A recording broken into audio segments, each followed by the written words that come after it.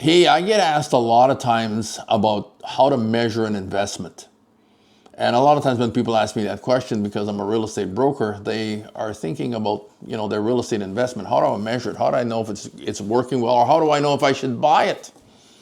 Well, one of the things we use for a measurement is called a cap rate. A cap rate is where we take the net operating income of the business, the property, whatever it is. And we divide it by the purchase price and we multiply by 100 and we get a percentage, and that tells us the rate of return, which is a cap rate, but it's a snapshot. It's a snapshot of a number on one date. So it's not the only way to measure it. A lot of times I have investors that a lot of times come from the East or the Far East, and they have a different way of measuring things there. And one of the things they're concerned about measuring is, I put this much money in and I get this much money out every year. And they measure those two things, and that's called a cash on cash return.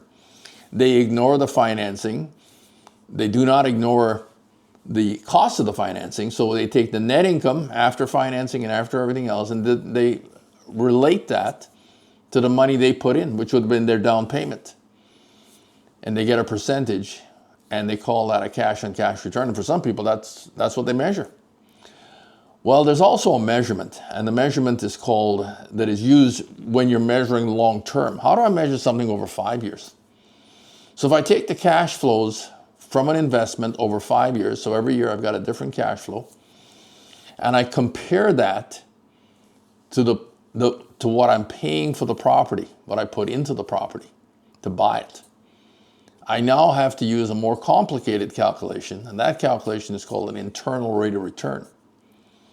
So some investors, and some people would say they're sophisticated investors, they like to know what is the internal rate of return. But there are other returns.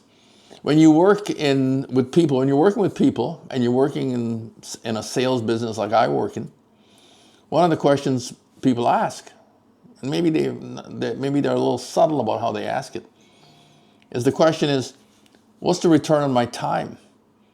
So when you're a self-employed individual and you're running your own business, you've got to measure, how much time did I put in? How much did I make? Is this worth it?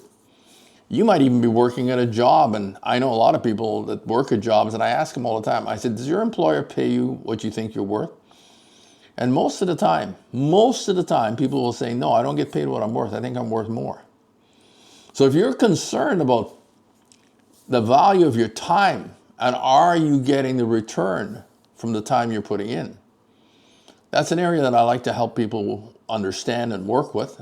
If I can help you in any way and get you making great returns on your time, subscribe to my channel and text me, call me, let's have a chat.